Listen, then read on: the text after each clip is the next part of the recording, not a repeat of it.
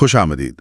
آج ہم فلسفے کی دنیا کے دو بہت ہی بڑے ناموں سقراط اور افلاطون پر بات چیت کر رہے ہیں جی، اور خاص طور پر ہمارے پاس افلاطون کے مکالمات کا ایک تعارف ہے، ایک مقدمہ۔ تو ہم اسی کو بنیاد بنا کر ان شخصیات اور ان کے زمانے کو سمجھنے کی کوشش کریں گے۔ بالکل۔ ہمارا مقصد یہ ہے کہ اس مقدمے سے اہم نکات نکالیں اور دیکھیں کہ بھئی سقراط کون تھے، ان کا انداز کیا تھا، ان کی موت کیسے ہوئی، اور افلاطون نے ان کی جو میراث تھی اسے کیسے زندہ رکھا۔ یقیناً۔ اور دیکھیے، یہ تعارف اس لیے بھی خاص طور پر اہم ہے کیونکہ سقراط نے تو خود کچھ لکھا نہیں۔ ہاں، یہ بات تو ہے۔ تو ہم جو کچھ بھی سقراط کے بارے میں جانتے ہیں نا، وہ زیادہ تر افلاطون جیسے ان کے شاگردوں کی تحریروں سے ہی معلوم ہوتا ہے۔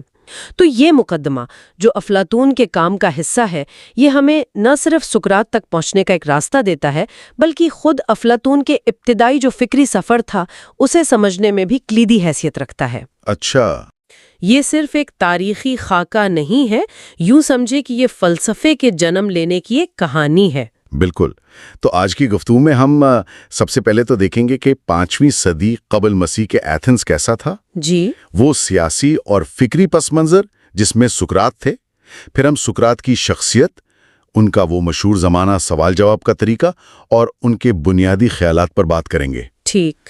اس کے بعد ان کا جو متنازع مقدمہ چلا اور سزائے موت ہوئی اس کا جائزہ لیں گے، اور آخر میں دیکھیں گے کہ افلاطون نے اپنے استاد سے کیا سیکھا اور کیسے ان کے افکار کو ایک پورے فلسفیانہ نظام کی شکل دی۔ چلیں۔ یہ مواد آپ اطلس علی آفیشل یوٹیوب چینل سے سماعت فرما رہے ہیں، جس کا مقصد عام اور سادہ انداز میں سائنسی، ادبی، تاریخی مواد کو آڈیوز کی صورت میں قارئین تک پہنچانا ہے۔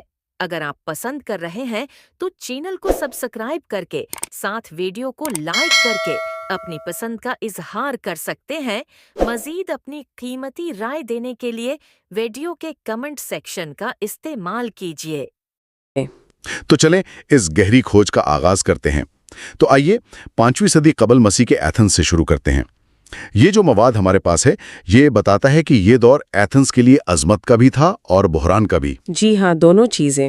ایک طرف تو وہ پیریکلس کا سنہرا دور تھا، جمہوریت تھی، پارتھینون جیسی عمارتیں بن رہی تھیں، ایتھنز ثقافتی مرکز تھا یونانی دنیا کا۔ بالکل۔ لیکن دوسری طرف جیسا کہ ذرائع بتا رہے ہیں، اسی دور میں پیلوپونیشین جنگ شروع ہوئی ایتھنز اور اسپارٹا کے بیچ میں۔ ہاں، کافی لمبی جنگ تھی۔ اس لمبی جنگ نے ایتھنز کو نہ صرف فوجی اور معاشی طور پر کمزور کیا بلکہ معاشرے میں بڑی تقسیم اور بے یقینی بھی پیدا کر دی۔ صحیح کہا۔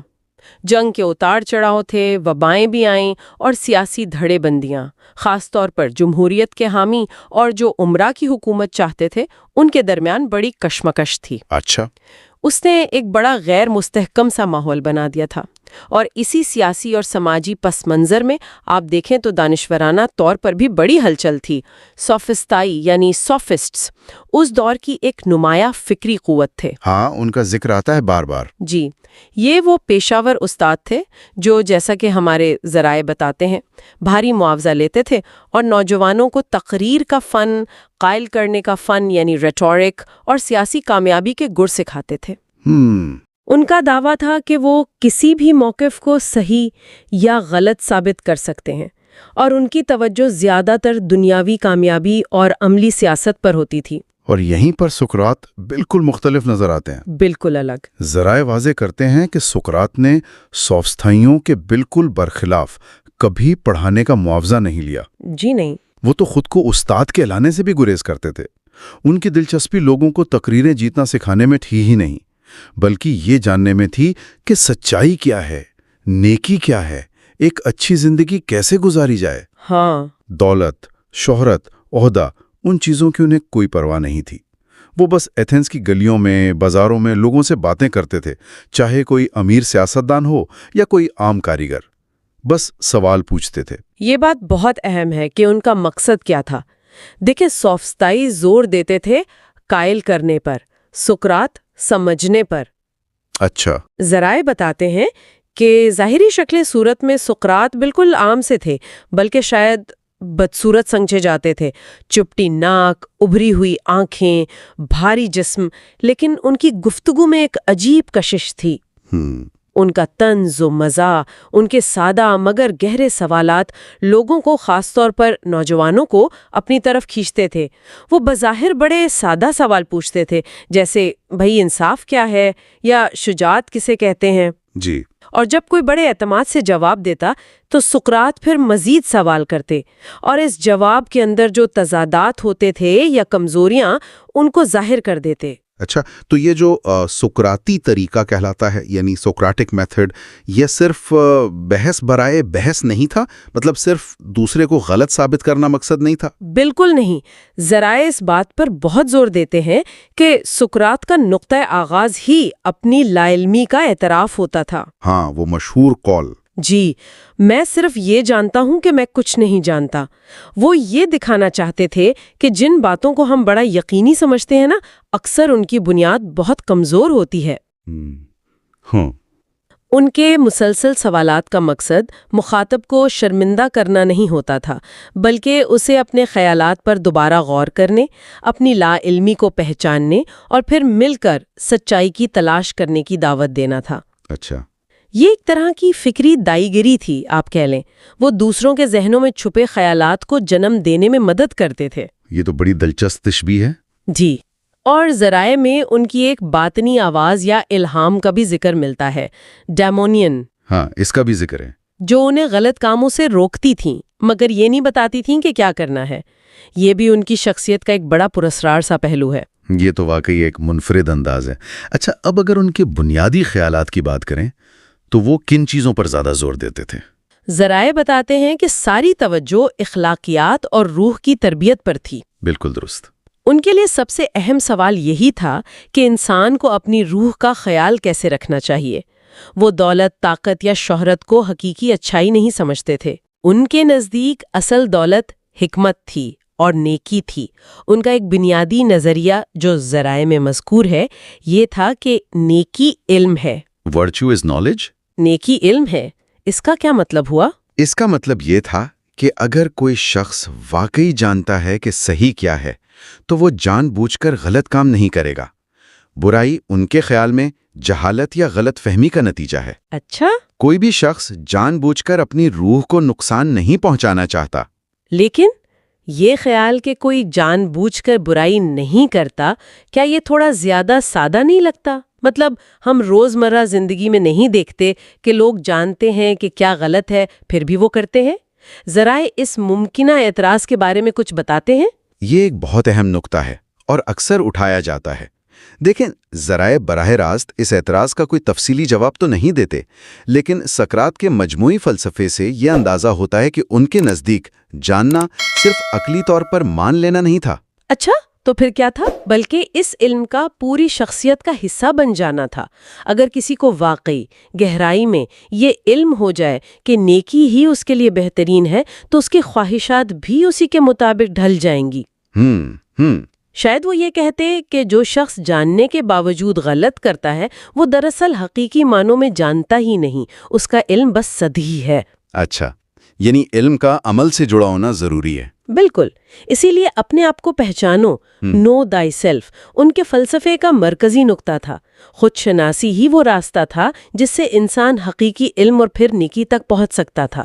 اور یہ خیالات اس زمانے کے عام تصورات سے بہت مختلف تھے، جہاں کامیابی کا معیار اکثر دولت اور طاقت سمجھا جاتا تھا۔ تو یہ سمجھ آتا ہے کہ ان کا یہ انداز، ہر چیز پر سوال اٹھانا، بڑے بڑے لوگوں کو لاجواب کر دینا، نوجوانوں کو روایتی خیالات پر شک کرنا سکھانا، یہ سب کچھ ایتھنز کے جو طاقتور حلقے تھے ان کو ناگوار گزرا ہوگا۔ یقیناً۔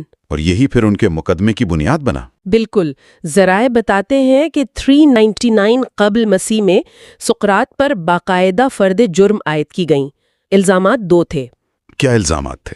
پہلا، نوجوانوں کو گمراہ کرنا، اور دوسرا، ریاست کے جو دیوتا تھے ان کی بے حرمتی کرنا اور نئے دیوتا متعارف کرانا۔ مقدمہ چلانے والے 3 شہری تھے۔ اینٹس، جو ایک جمہوری سیاستدان اور کاریگر تھا، ملیٹس، ایک شاعر، اور لائکون، ایک مقرر۔ یہ وہ لوگ تھے جو شاید ذاتی طور پر بھی سقراط سے ناراض تھے یا انہیں معاشرے کے لیے خطرہ سمجھتے تھے۔ لیکن کیا یہ الزامات واقعی سنجیدہ تھے یا ان کے پیچھے کچھ اور مقاصد تھے؟ کیا ذرائع سیاسی محرکات کی طرف بھی اشارہ کرتے ہیں؟ ذرائع اس پہلو پر کافی روشنی ڈالتے ہیں۔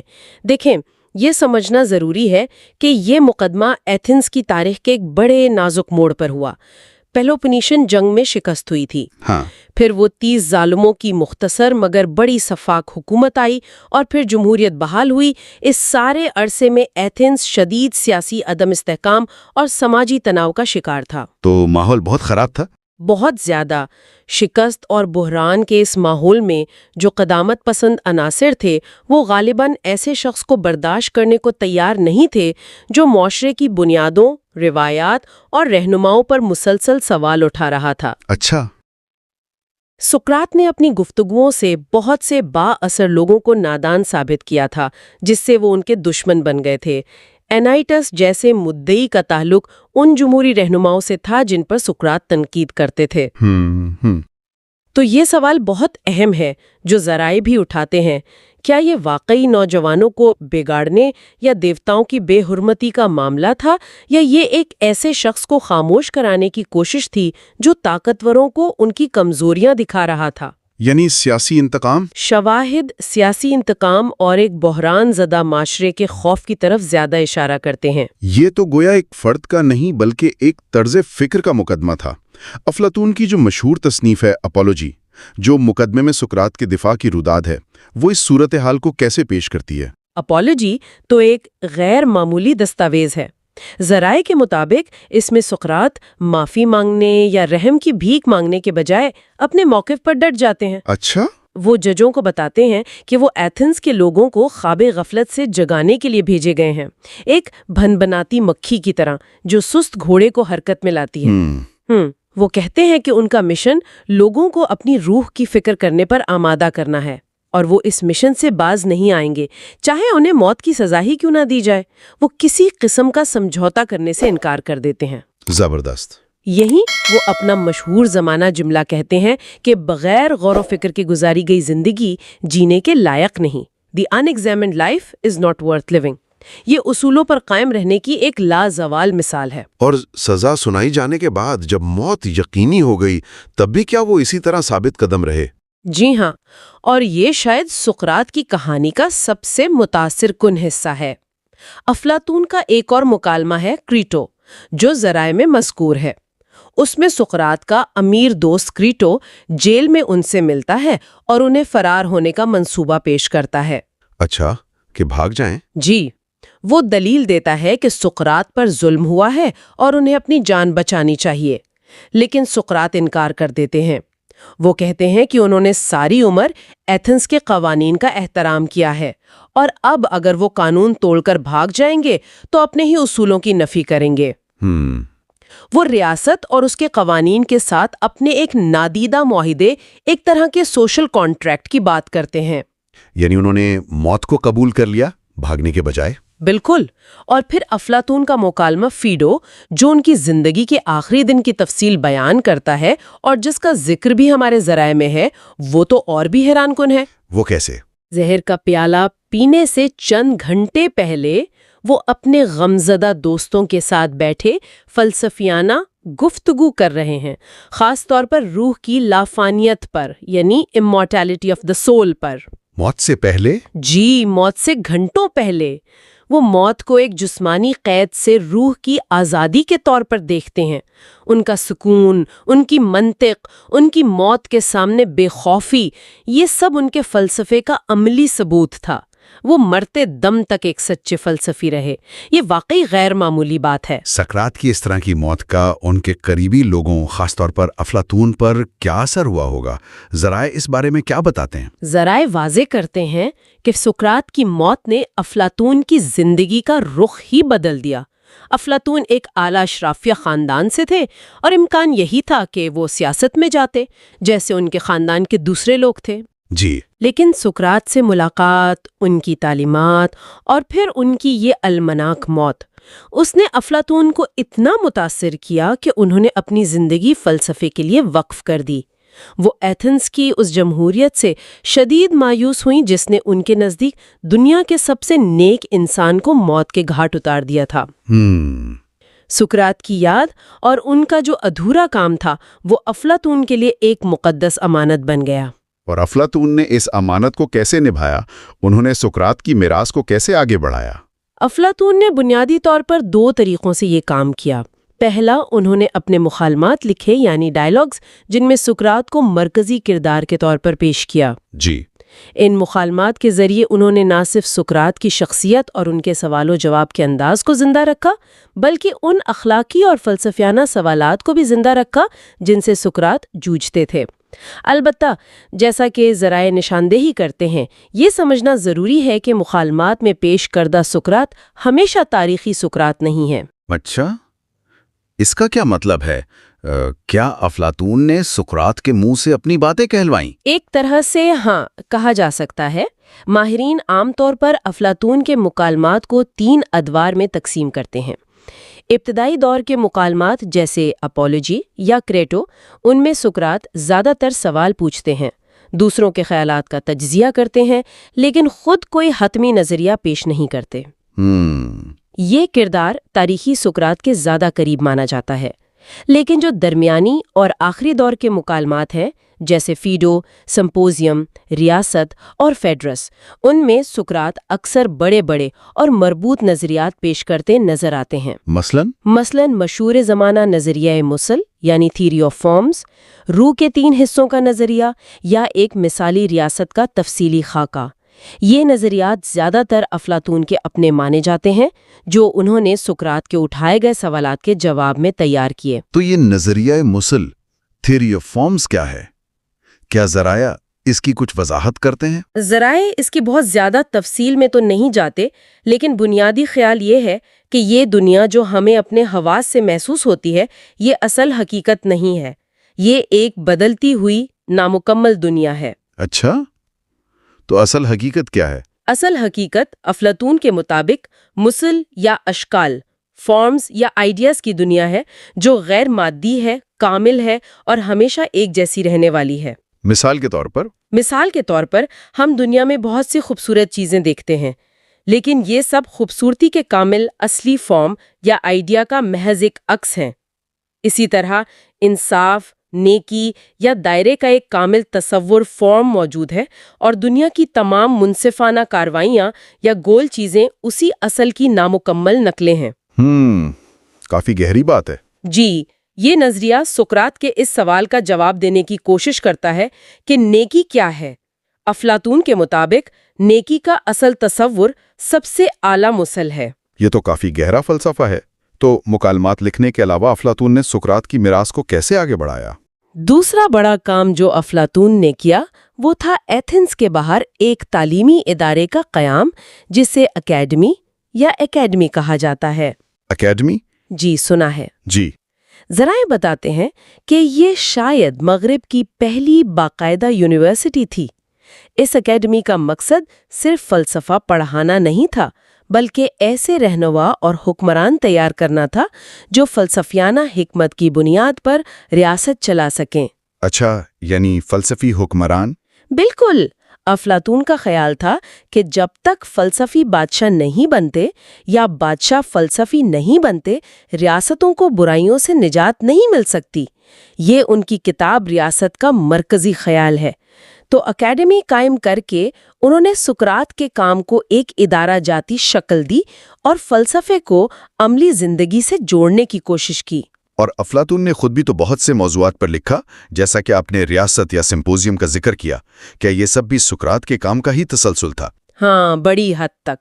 अफलातून ने सुकरात के बुनियादी सवालात को लिया और उन पर एक वसी और मरबूत फ़लसफ़ियाना निज़ाम तामीर किया। मिसाल के तौर पर जहाँ सुकरात ने पूछा था कि मोहब्बत क्या है, अफलातून ने सिंपोजियम और फेडरस जैसे मुकालमात में मोहब्बत की मुख्तलिफ इक़साम, उसके रूहानी मदारिज और इसके ज़रिए इंसान के हुस्न मुतलक फॉर्म ऑफ ब्यूटी तक पहुँचने के सफ़र को बयान किया। इसी तरह रियासत में उन्होंने इंसाफ के सवाल को लिया और न सिर्फ एक मुनसिफ फ़र्द की नफ्सियात का तज्जिया किया। रूह के 3 हिस्से عقل، جذبہ، خواہش، بلکہ ایک پوری مثالی ریاست کا نقشہ بھی کھینچا جس میں ہر طبقہ اپنا کام کرتا ہے اور حکمران فلسفی ہوتے ہیں۔ تو کہا جا سکتا ہے کہ افلاطون نے سقراط کے بیج سے ایک پورا باغ اگایا۔ بالکل، یہ اچھی تشبیہ ہے۔ انہوں نے سقراطی فکر کو ایک مکمل نظام کی شکل دے دی۔ تو اس ساری گفتگو کا خلاصہ کیا ہے؟ ہم نے جو مواد دیکھا، اس سے کیا اہم باتیں سامنے آئیں؟ میرے خیال میں چند باتیں بہت واضح ہیں۔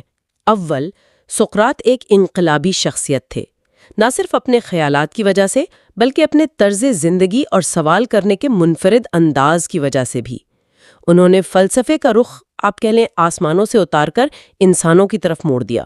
صحیح۔ دوم، ان کا مقدمہ اور موت صرف ایک عدالتی کارروائی نہیں تھی، بلکہ یہ ایتھنز جیسے معاشرے میں اقدار کے ٹکراؤ، روایت اور تنقیدی فکر کے درمیان کشمکش اور سچ بولنے کی کیا قیمت ہو سکتی ہے، اس کی ایک لازوال علامت ہے۔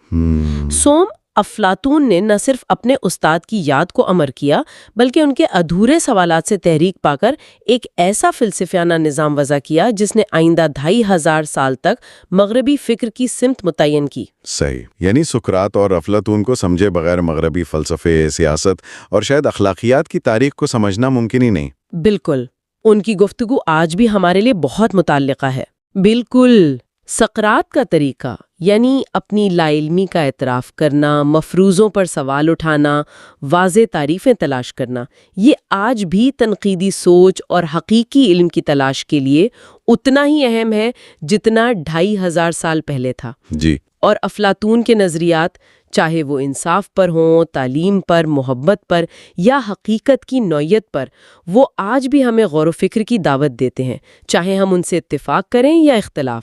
اور چلتے چلتے سامعین کے لیے ایک آخری غور طلب نکتہ چھوڑ جاتے ہیں جو اسی مواد سے ابھرتا ہے۔ سقراط نے جس چیز پر سب سے زیادہ زور دیا وہ تھی اپنی لا علمی کا احساس اور دوسروں کے پختہ یقین کو چیلنج کرنا۔ جی، آج ہم ایک ایسی دنیا میں رہتے ہیں جہاں ہر طرف سے معلومات کی بھرمار ہے، ہر کوئی اپنی رائے پر اٹل نظر آتا ہے، سوشل میڈیا پر فوری نتیجے نکالنے کا رواج ہے۔ ایسے میں کیا سقراط کی طرح کی فکری عاجزی، یہ ماننا کہ شاید ہم اتنا نہیں جانتے جتنا ہم سمجھتے ہیں اور اپنے گہرے ترین عقائد پر بھی سوال کرنے کی ہمت پیدا کرنا، کیا یہ رویہ آج پہلے سے بھی زیادہ ضروری نہیں ہو گیا ہے؟ یہ بہت اہم سوال ہے غور کرنے کے لیے۔ اس سوال پر غور کرنا شاید ہم سب کے لیے مفید ہو۔